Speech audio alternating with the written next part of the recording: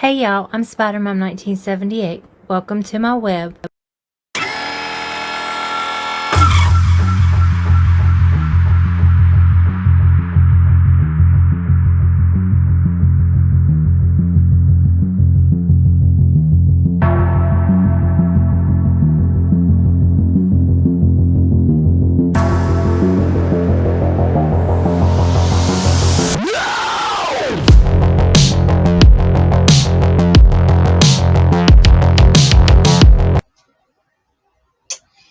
Hey y'all, per request from a subscriber, we are going to do a husbandry video on the Dermophis mexicanus, also known as the Mexican burrowing caecilian.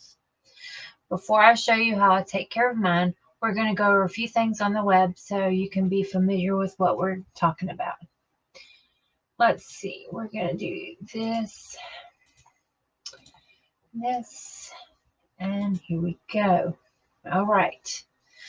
The Dermophis mexicanus, also known as the Mexican burrowing caecilian and the Mexican caecilian, is a species of limbless amphibian in the family Dermophidae.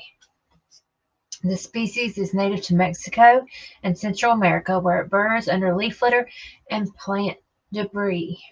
Now the diet.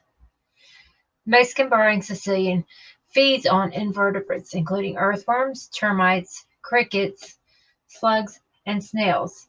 It emerges onto the ground surface on nights with light rainfall and catches small prey that come within its reach. Larger individuals may eat mice and small lizards. Now, if you haven't seen my video on Alaska, which is mine, this is what they look like. They look like giant worms. Quite amazing. They're awesome, actually. But yeah, they get quite big. There's ground species and water species of caecilian. And of course, I have the ground species. But this is what they look like. They're absolutely amazing. So, with that being said, let's hop off of this screen. And I will show you mine and how I take care of mine. Okay, so this is the enclosure of Alaska, my Mexican burrowing caecilian, the Dermophis mexicanus. This is 12.5 inches by 30 inches long. He's got 4 inches of substrate. Now, as far as the substrate goes,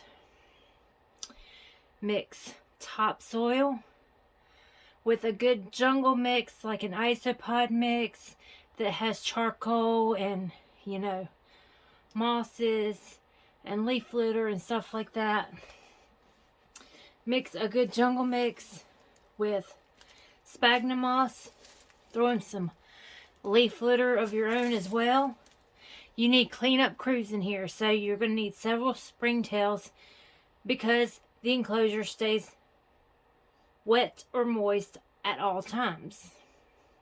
So you don't want mold to be an issue or gnats or anything like that. So make sure you have plentiful cleanup crews. That can be mainly springtails, isopods, and whatnot. As far as, let's see, you want it to be wet, or at least moist. You see, you can make it like soaking wet, but it's not necessary. Now this is some healthy soil, as you can see. When let's try to find him right fast, and then there he is. See, it's very well. There he went. He's shy. Where did he go? Oh, there's a worm right there. Another worm. Or the same worm. Where did you go, Alaska? He moves fast through here. You wouldn't believe it. All right. Let's see. I have a feeling he moved to this side. He wants to be camera shy tonight.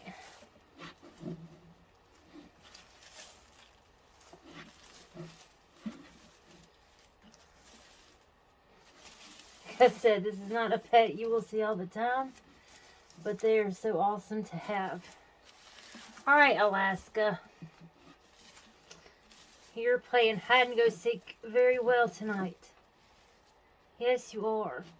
Now, see, I have some cork bark in here that will decay in time. I've got the leaf litter, which will decay, and it'll all help the soil in the long run. Where did he go? There he is. You little booger. There he comes. Hold on.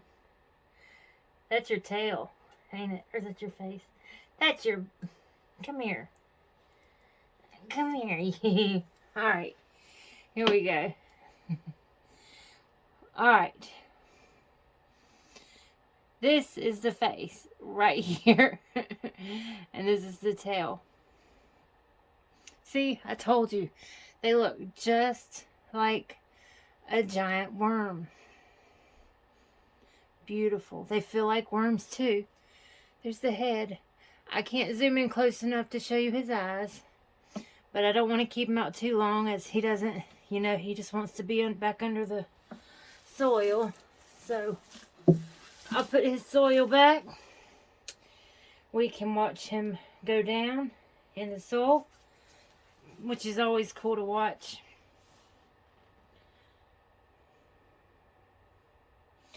Or he may just sit there. Now, as far as the moisture goes, twice a week, I will take water and pour it in here. Da-da-da. That's all I do. It'll absorb and it'll disperse where it needs to go to keep the substrate nice and moist for him. And you want to know how I feed him? It's quite easy. Now, moving around there, I thought I saw two, but I only saw one worm. I'll show you how I feed him once every 2 weeks. Okay? I take this here packet of worms. These are actually night crawlers, so they're bigger worms. And I do this. That's how I feed them.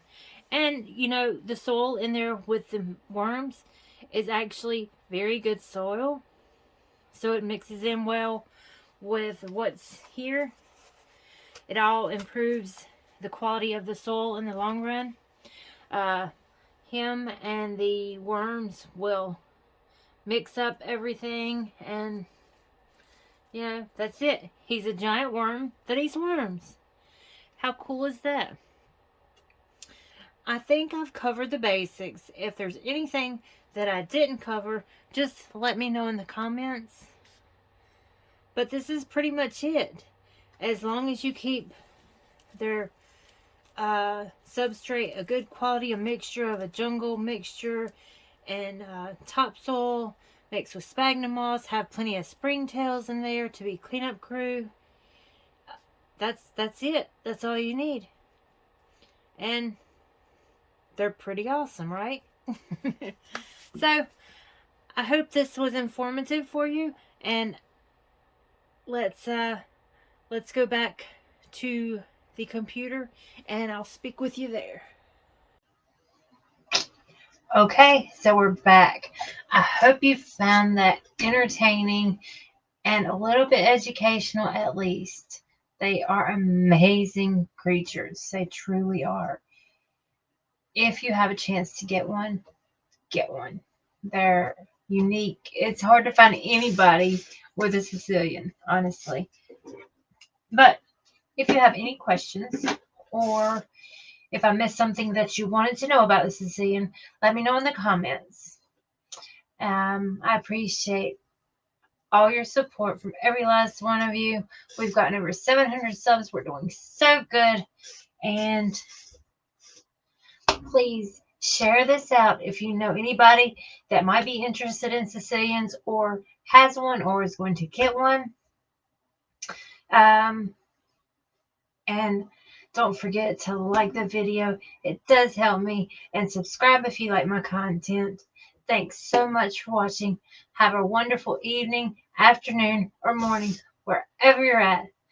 Thanks again for watching. Much love. Bye-bye.